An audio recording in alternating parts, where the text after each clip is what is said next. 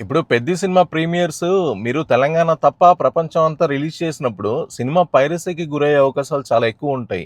మీకు ఏపీలో గత ప్రభుత్వంలో దేనికి కూడా టికెట్ ప్రైజెస్ పెంచుకునే అవకాశం ఇవ్వలేదు. పైగా రేట్స్ కూడా తగ్గించారు. అయినా సరే అక్కడ సినిమా రిలీజులు గాని, ప్రీమియర్ షోస్ గాని ఏది ఆగలేదు గదా! యాజ్ ఇట్ ఈస్‌గా జరిగిపోయినాయి గదా! అలాంటప్పుడు ఇక్కడ ఎందుకు ఆపుతున్నారు మీరు? గతంలో 'రాజాసాబ్' సినిమాకి కూడా మీరు ప్రపంచం అంతా ప్రీమియర్ షోస్ ఏసి తెలంగాణ ఒక్కటే ఆపేశారు. దాని పర్యవసానం ఏంటి మీకు? రిజల్ట్ కనిపిస్తానే ఉంది కదా మీ కంటికి. ఇప్పుడు తెలంగాణలో టికెట్ రేట్స్ పెంచకపోతే మీరసలు సినిమా రిలీజ్ చేయరు ప్రీమియర్ షోస్. అంటే దాని ఉద్దేశ్యం ఏంటి మీకు? ఇక్కడ మెగా అభిమానులు గాని, సినిమా అభిమానులు గాని సినిమా చూడకూడదు.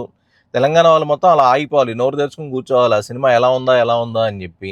ఈలోపు ప్రపంచం అంతా రిలీజ్ అయిపోయిన ప్రీమియర్ షోస్ నుంచి చాలా మంది వీడియోలు క్యాప్చర్ చేసి ఇన్‌స్టాగ్రామ్‌లో, ఫేస్‌బుక్‌లో, యూట్యూబ్‌లో పెట్టేస్తా ఉంటారు. అవి చూసుకుని లొట్టలేసుకుంటా కూర్చోవాలి. ఈలోపు తమిళ్ రాకర్సోడు పైరసీ చేసి అది రిలీజ్ చేసేస్తాడు. ఈలోపు ఉన్న ఇంట్రెస్ట్, మూడు, ఉత్సాహం అన్నీ దొబ్బేస్తాయన్నమాట. సో, ఎందుకు మీరు ఇలాంటియన్నీ ఎందుకు ఆలోచించట్లేదు? ఇప్పుడు పూర్తిగా నష్టపోయే బదులు కొద్దిగలో కొద్దిగా నష్టం వస్తే వస్తదేమో మీకు. అయినా మీకు నార్మల్ టికెట్ రేట్స్‌తోనే రన్ అయ్యే బిజినెస్ మోర్ దెన్ ఎనఫ్ అని నా ఫీలింగ్. ఎందుకంటే ఇప్పుడు ఎక్కడ కూడా టికెట్ రేట్ రూ. 200 తక్కువ లేదు. సింగిల్ స్క్రీన్ 150, రూ. 175 దాకా ఉంది. మల్టీప్లెక్స్ 295, 350 దాకా ఉంది. మీరు ఇంకేంటి ప్రాబ్లమ్ ఏంటి నాకు అర్థం కావట్లా. ఈ రోజు తెలంగాణలో టెలికాస్ట్ ప్రీమియర్ షోస్ రిలీజ్ అయ్యేలాగే చూసుకోండి. ఎందుకంటే మీరు ఇలాగే ప్రతి సినిమాకి, ప్రతి స్టార్ హీరోకి మీరు ఇలాగే చేసుకుంటూ పోతే తెలంగాణ రాష్ట్రంలో ఉన్న అభిమానులకి సినిమాల మీద ఉండే ఉత్సాహం కొద్దిగా తగ్గిపోయే అవకాశం ఉంది. ఆ ఎక్సైట్మెంట్ పోతుంది మెయిన్. అది చాలా చిరాకొచ్చేస్తుంది.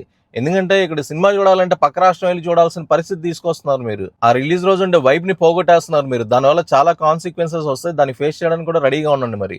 అండ్ ఇంకోటి ఏంటంటే మీరు ఇలాగే చేస్తా ఉంటే తెలంగాణలో కూడా ఒక ఐబొమ్మ రవి లాంటి తయారవుతాడు. వాడు అప్లోడ్ చేసుకుంటా ఉంటాడు. అవి చూస్తూ ఉంటారు. అంతే జరిగేది. సింపుల్ గా చెప్తున్నాను. ఓవరాల్ గా నష్టపోయేది నిర్మాతలే. దాని పర్యవసానం నిర్మాతలతో ఆగదు. ఇండస్ట్రీ దాకా వెళ్తుంది. ఇండస్ట్రీ మొత్తం ఆల్రెడీ నష్టాల్లో ఉంది అని చెప్పుకుంటారు మీరు.